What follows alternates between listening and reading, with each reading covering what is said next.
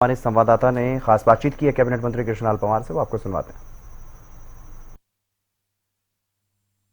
पंचायत एवं खनन मंत्री कृष्णलाल पंवार साहब इस वक्त हमारे साथ मौजूद हैं। सर, आज एक महत्वपूर्ण बैठक आपकी तरफ से ली गई, अधिकारियों के साथ ये बैठक रही, क्या कुछ निर्णय इस बैठक में लिया गया? सर, आज पंचायत विभाग और माइनिंग डिपार्टमेंट के अधिकारियों की मैंने मीटिंग ली थी।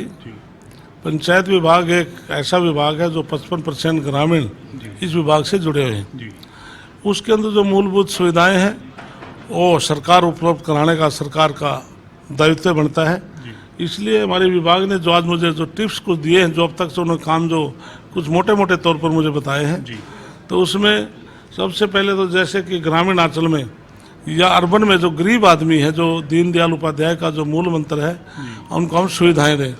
हम अर्बन में 50 गज का प्लाट देने की सरकार की योजना है और ग्रामीण अंचल में हम 100 गज का प्लाट देने की हमारी सरकार की योजना है।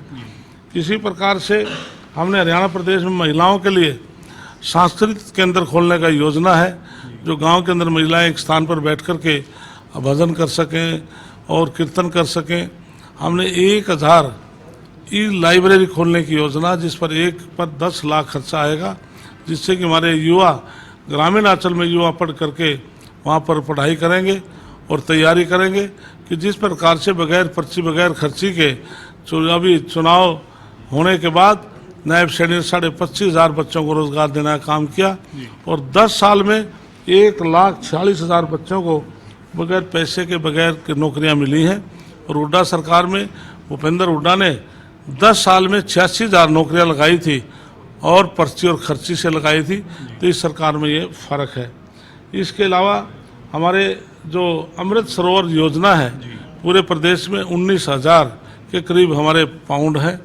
उसमें से हमने 6,000 का चयन किया है, जिनका सुधारीकरण करके हम रिटेनिंग वाल और उसके बंद बना करके उन पर पौधे लगा रहे हैं, पेड़ लगा रहे हैं, पक्का करके लोग आज वहाँ सैर करने का काम करते हैं। और हमने 133 गाँव को महाग्राम योजना के तहत चयन किया है, जिसमें 27 गाँवों का अब सीवर का काम भी चल रहा है। और हमने एक दूसरा बहुत एक अहम फैसला है कि 20 साल या इससे ज़्यादा जो 500 गज तक के प्लाट ग्राम पंचायत की ज़मीन में जो मकान किसी ने बनाए हैं, तो उनको सरकार वहाँ पर मार्केट रेट पर देकर के ग्राम पंचायत में पैसे जमा होंगे, उसको मालिकाना हक दे दिया जाएगा। इसके साथ आपके पास खनन विभाग भी है। सर, खनन विभाग को लेकर किस प्रकार से काम करते हो, क्या रूपरेखा अभी तक बनाई? सरकार को रेवेन्यू देता है, तो इसलिए मैंने 2019 से लेकर 2014 तक हुड्डा के 5 साल का कार्यकाल का भी रिपोर्ट मांगी है और मैंने 10 साल का हमारे बीजेपी के कार्यकाल के उसकी भी रिपोर्ट मांगी है। जहाँ तक मेरे पास जो आंकड़े भी आए हैं, तो बीजेपी सरकार में रेवेन्यू बहुत ज़्यादा आया है, लेकिन भूपेंद्र सिंह हुड्डा के समय में रेवेन्यू आया ही नहीं। 5 साल तक सरकार को कोई पैसा नहीं मिला। तो इसलिए जब आंकड़े आ जाएंगे तथ्य से मैं आपको बताने की कोशिश करूँगा, बिल्कुल ऑथेंटिक जो तथ्य होंगे वो आपको बताऊँगा। और हमारे केंद्र सरकार भी माइनिंग का हरियाणा के उनका भी विभाग काम करता है, लेकिन हरियाणा प्रदेश में लगभग 65 ऐसी माइनिंग है जहां पर ऑक्शन होती है, जिसमें 36 ऑपरेशन पोजीशन में है।